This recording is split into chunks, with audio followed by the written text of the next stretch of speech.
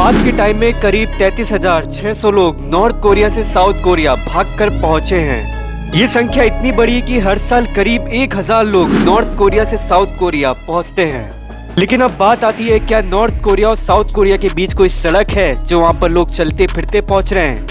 नहीं, वहाँ की बॉर्डर दुनिया की सबसे खतरनाक बॉर्डर्स में से एक है, जिसको आप हाईली मिलिटराइज्ड जोन कह सकते हैं। तो अब ये लोग वहाँ पर भागकर कैसे जाते हैं?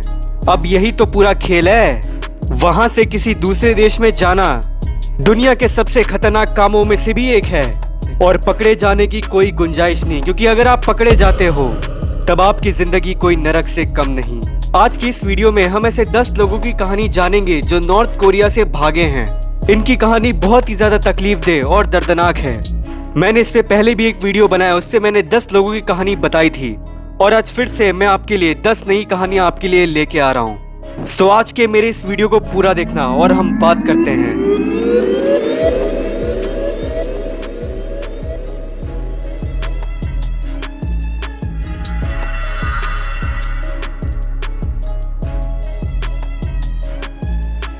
अगर हम नॉर्थ कोरिया की ज्योग्राफी की बात करें तो वो अपनी बाउंड्री को शेयर करता है साउथ कोरिया से, चाइना और रशिया से। ये जो नॉर्थ कोरिया और साउथ कोरिया की बीच की आप लकीर देख रहे हो, ये दुनिया का सबसे खतरनाक बॉर्डर्स में से भी एक है, जहां पर हमेशा एक दूसरे देश के सैनिक आपस में भिड़ते रहते हैं, और कई बार तो बहुत ही ज्यादा गोलीबारी भी हो जाती है। तो अब यहाँ से भागने का सवाल तो उठता ही नहीं है। तो अब बचे दूसरे और तीसरे ऑप्शन, यानी कि चाइना और रशिया। वहां से बहती है एक नदी जिसका नाम है यालू रिवर, और वहीं से लोग सबसे ज्यादा भागते हैं। वहां से फिर उनकी मंजिल होती है साउथ कोरिया, क्योंकि चाइना भी रहने लायक देश नहीं है, और अगर चाइनीज मिलिट्री आपको पकड़ती है तब वो आपको दोबारा डिपोर्ट कर देती है नॉर्थ कोरिया। और एक बार अगर आप साउथ कोरिया पहुंच गए तब वहां की सरकार आपकी बहुत ज्यादा मदद करेगी। Workers receive benefits such as monthly living expenses, government housing and a special visa so they can work while their claims are being processed. अब हम जानते हैं नॉर्थ कोरिया से भागने की वो पहली कहानी। ये कहानी है लियू ह्यून सू की। ये एक एक्टिविस्ट है और इनने अपनी एक बुक भी लिखी है, द गर्ल विद 7 नेम्स। इस बुक में इनने अपनी पूरी कहानी बताई है कि वो कैसे नॉर्थ कोरिया से साउथ कोरिया जा पहुंची। 1997 में लियू ह्यून सू ने यालू रिवर को पार किया था, लेकिन उनके इस खतरनाक सफर में उनके सामने एक नॉर्थ कोरियन गार्ड आ गया था। उस गार्ड को देखकर लियू ह्यून सू बहुत ज्यादा डर गई और उनको पता चल गया था कि अब उनके बचने की कोई आशा नहीं है। लेकिन उस गार्ड ने ऐसा कुछ नहीं किया, बल्कि उन्होंने उसको बॉर्डर पार कराने में मदद की। चाइना में पहुंचने के बाद उन्हें इलीगल इमिग्रेंट्स करार कर दिया गया था, लेकिन उनके चाइना में 10 साल बिताए हुए टाइम में उन्होंने किसी तरह पासपोर्ट बनवाया, ड्राइविंग लाइसेंस बनवाया, और चाइनीज पुलिस का इंटेरोगेशन पार करके वो सक्सेसफुली साउथ कोरिया पहुंच गई। नंबर 2, ये कहानी है जिम सी ह्यू की। जिम सी ह्यू के परिवार वालों को कंसंट्रेशन कैंप में रखा था और उनके बचने की कोई भी संभावना नहीं थी। 14 साल की उम्र में वो अनाथ हो गए थे और नॉर्थ कोरियन गार्ड्स उसका पीछा नहीं छोड़ रहे थे, उसे तब भी परेशान कर रहे थे।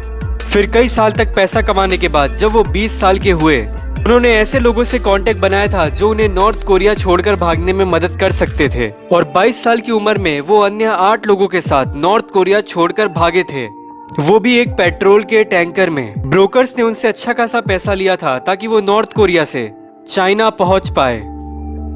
नंबर 3, ये कहानी है किम या गो की, जो कि कोयले के ट्रक में घुसकर चाइना पहुंच गई थी। चाइना में कभी कभार एनर्जी की बहुत ज्यादा शॉर्टेज हो जाती है, सो अपनी इस शॉर्टेज को पूरा करने के लिए नॉर्थ कोरिया से कोयले को लीगली भी मंगाता है और इलीगली भी मंगाता है, क्योंकि नॉर्थ कोरियन गवर्नमेंट कोयला बहुत ही ज्यादा दाम पर बेचती है, लेकिन जो स्मगल कोयला होता है वो काफी सस्ते में मिल जाता है और प्राइवेट कंपनीज उसको ही खरीदती है।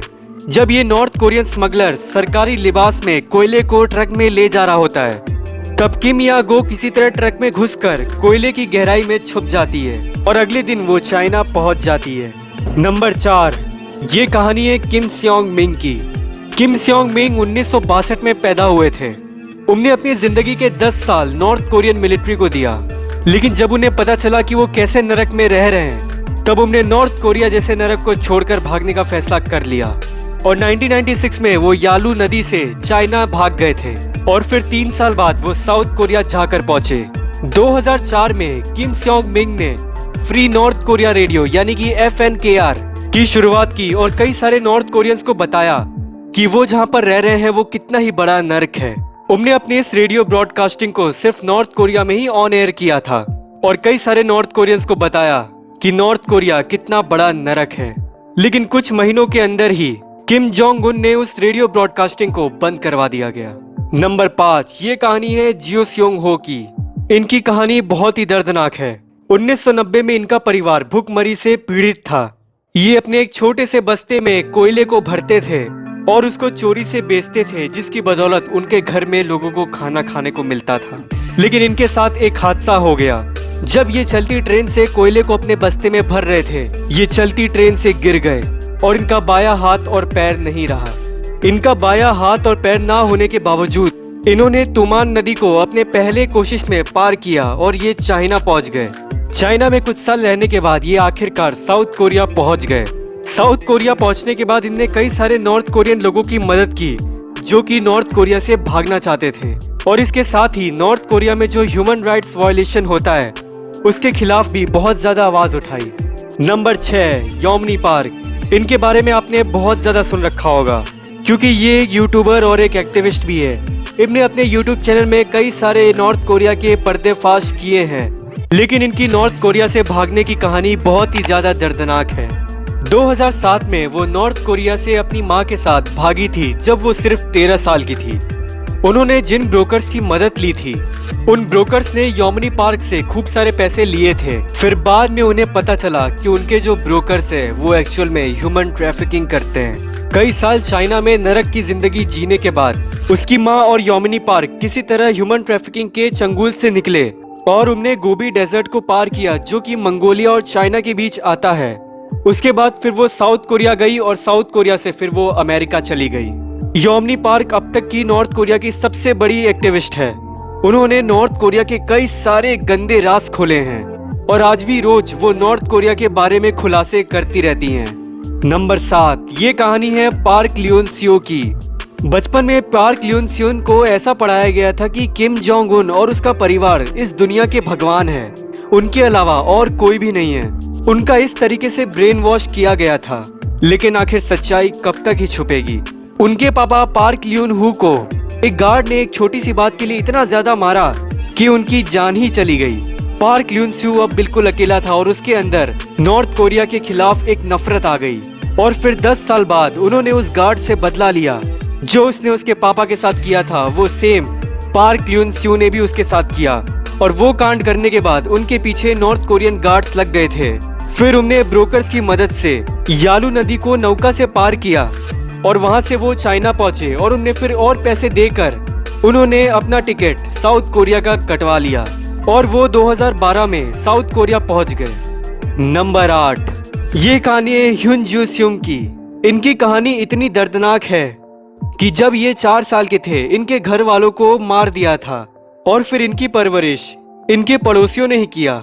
जब ये बड़े हुए इनको आर्मी ज्वाइन करना था ताकि उनकी भी नॉर्थ कोरिया में कुछ इज्जत हो, लेकिन उनके लो कास्ट के चलते उनको आर्मी में भर्ती नहीं किया गया। लेकिन तब भी उनको सरकार के लिए ही काम करना था। इतना सब होने के बावजूद सरकार के नौकर ही बनना चाहते थे।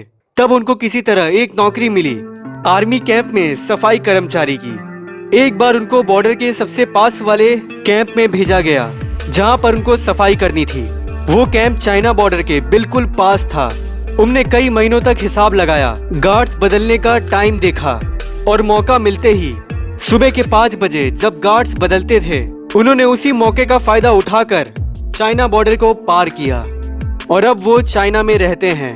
नंबर 9, ये कहानी है लियो योंग सोंग की। लियो योंग सोंग एक बंदरगाह में काम करती थी जहाँ पर उनका काम लोडिंग का था। नॉर्थ कोरिया के एम्प्लॉयज जो भी काम करते हैं उनको कुछ भी जानकारी नहीं होती है।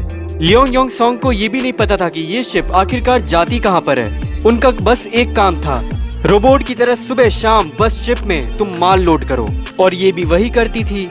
लियो योंग सोंग ये बात जानती थी कि एक बार अगर माल लोड हो जाए और वो शिप में रख दिया जाए तब वो माल गाड़ी नहीं खुलती है।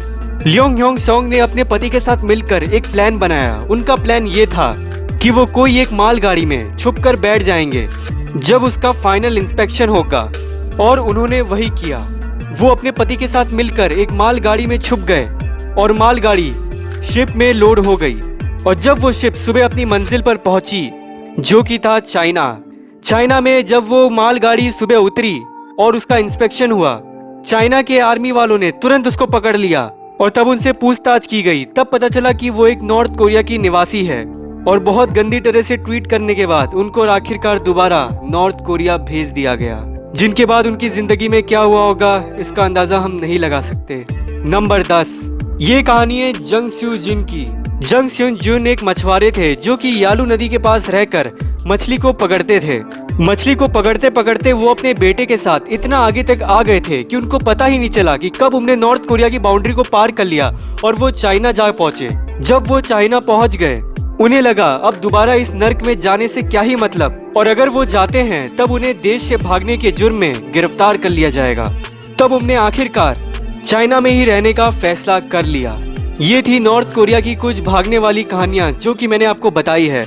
इन सब की जानकारी बहुत ही ज्यादा कॉन्फिडेंशियल होती है, क्योंकि नॉर्थ कोरिया अपने देश से भागे हुए भगौड़ों को हमेशा ढूंढ कर मारने में लगा रहता है। इसी कारण की वजह से मैं आपको काफी लोगों की फोटो नहीं दिखा पाया और मुझे उनकी फोटो नेट पर मिली भी नहीं।